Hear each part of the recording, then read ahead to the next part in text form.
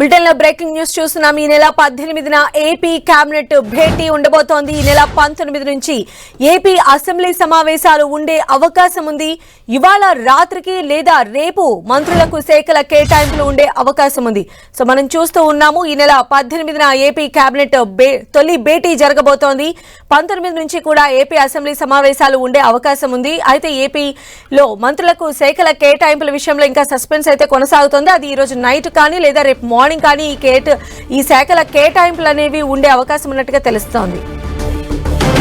మరిన్ని అప్డేట్స్ మా ప్రతినిధి విజయ్ చంద్రన్ మనకు అందిస్తారు. విజయ్ చంద్రన్, ఆంధ్రప్రదేశ్ సంబంధించి చంద్రబాబు నాయుడు ఈ రోజు బాధ్యతలు స్వీకరించడం జరిగింది. తర్వాత దీనికి సంబంధించినటువంటి వ్యవహారాలన్నింటిలో కూడా ఆయన ముందుకు వెళ్లాలని చెప్పేసి నిర్ణయం తీసుకోవడం జరిగింది. ఈ నెల 18వ తేదీన కేబినెట్ నిర్వహించాలా అని చెప్పి చంద్రబాబు నాయుడు నిర్ణయం తీసుకున్నారు. ప్రమాణ స్వీకారం తర్వాత ఇదే తొలి కేబినెట్ కావడం విశేషం.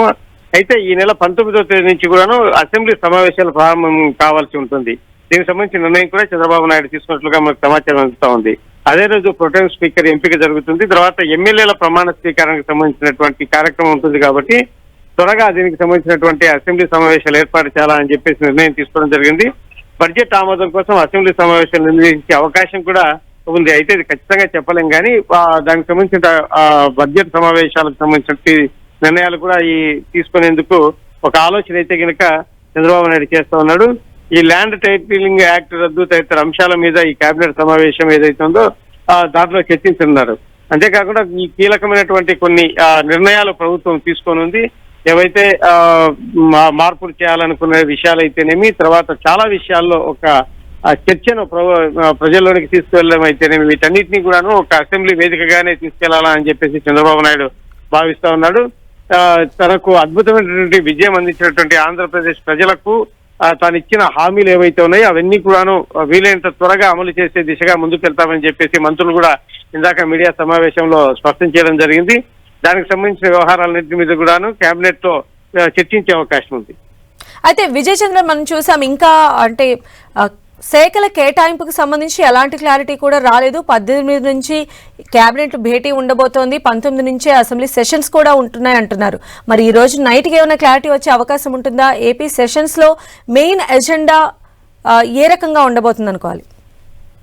మంత్రుల శాఖలకు సంబంధించి చూస్తే దానికి సంబంధించి ఎవరు ఏ శాఖ నిర్వహిస్తే బాగుంటుంది అనే దాని మీద ఇప్పటికే చంద్రబాబు నాయుడు పార్టీ ముఖ్య నేతలతో చర్చించడం జరిగింది. ఎందుకంటే దానికి సంబంధించినటువంటి వ్యవహారంలో నిష్ణాతులు ఎవరైతే ఉంటారో వారికి కొంత శాఖల మీద పట్టున్న వారికి కేటాయిస్తే బాగుంటుంది అని చెప్పేసి ఒక ఆలోచనలు అయితే ఉన్నారు. ఎందుకంటే వారికి తగినటువంటి క్వాలిఫికేషన్, దానికి సంబంధించినటువంటి వాళ్ళ సమర్థత, వీటన్నిటిని కూడాను దృష్టిలో పెట్టుకోవాలని చంద్రబాబు నాయుడు భావిస్తా ఉన్నారు.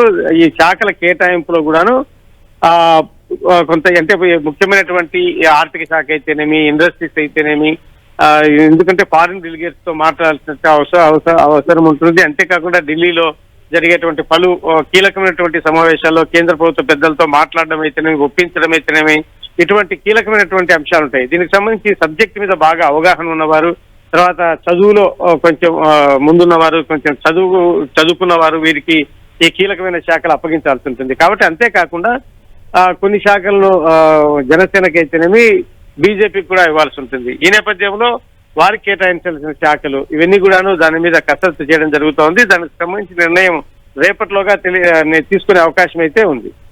అలానే విజయ్ చంద్రన్, ఈ సమావేశాలు ఎన్ని రోజులు జరిగే అవకాశం ఉందని మనం భావించవచ్చు?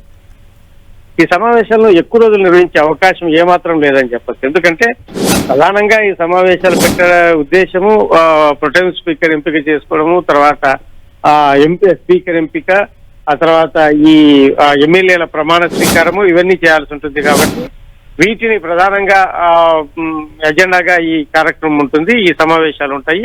ఆ తర్వాత కొన్ని కీలకమైన నిర్ణయాలు ఏవైనా ఉంటే కనుక వాటికి సంబంధించినటువంటి బిల్లుల మీద చట్టం చేసే అవకాశం ఉంటుంది. కాబట్టి దాని మీద ఎక్కువ కసరత్తు చేసే పరిస్థితి అయితే ఉండదు. కాబట్టి ఎక్కువ రోజులైతే ఈ సమావేశాలు ఉండే అవకాశం ఏమైతే ఏమాత్రం లేదు.